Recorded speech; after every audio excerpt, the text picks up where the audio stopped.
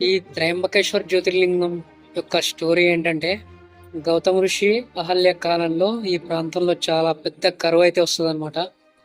తాగడానికి నీళ్లుండవు, జంతువులు చనిపోతూ ఉంటాయి, మనుషులు వేరే దగ్గరికి వెళ్ళి వలసపోతూ ఉంటారు అనమాట. గౌతమ ఋషి ఆయన వైఫ్ అహల్య ఇద్దరు కలిసి శివుడికైతే ఘోరంగా తపస్సు చేస్తాడనమాట. అప్పుడు శివుడు తన భక్తికి ప్రత్యక్షమై ఏం వరం కావాలో కోరుకోన్నప్పుడు ఈ ప్రాంతంలో గంగను పారేటట్టు చేయమని, దాంతో శివుడు గంగనైతే ఈ ప్రాంతంలో పారేటట్టు చేస్తాడు అనమాట. సిరి సంపదలు అన్నీ మళ్ళీ స్టార్ట్ అవుతూ ఉంటాయి అన్నమాట. ఇది చూసి గౌతమ మహర్షి తోటి మహర్షులు ఎవరైతే ఉన్నారో చాలా ఈర్ష్యపడి గౌతముడి మనశ్శాంతి అనేది పాడు చేద్దామని చెప్పేసి ఒక ఆవునైతే తన పొలంలోకి పంపిస్తారనమాట.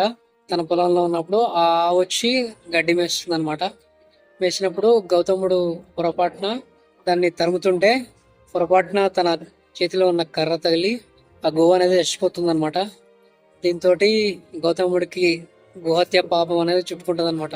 గోహత్య పాతకం అనేది చాలా పెద్ద నేరం అని ఆ సాధువులు మహర్షులందరినీ గౌతముడిని విమర్శించడం మొదలు పెడతారనమాట. గౌతముడు ఏం చేయాలో తెలియక మళ్ళీ శివుడికి ఘోరమైన తపస్సు చేస్తాడనమాట. శివుడైతే మళ్ళీ ప్రత్యక్షమై తన గోహత్య పథకాన్ని పోగొట్టుకోవడానికి గంగను పారేటట్టు చేస్తాడనమాట. అప్పుడు గంగ మారం చేస్తుంది అనమాట, నేను రాను అని. సో అప్పుడు శివుడు కోపంతో బ్రహ్మగిరి పర్వతం మీద మోకాళ్ళ మీద కూర్చొని శివుడు జటలను అయితే విసిరి గంగని పారేటట్టు చేస్తాడనమాట. సో గంగ అప్పటికి గౌతమ మహర్షికి చిక్కకుండా మాయమైపోతుంది అనమాట. ఫస్ట్ నాసిక్లో ఉన్న రామకుండ దగ్గర మాయమైపోయి తర్వాత మళ్ళీ కుషావత్కుండలో మళ్ళీ ప్రత్యక్షమవుతుంది అనమాట.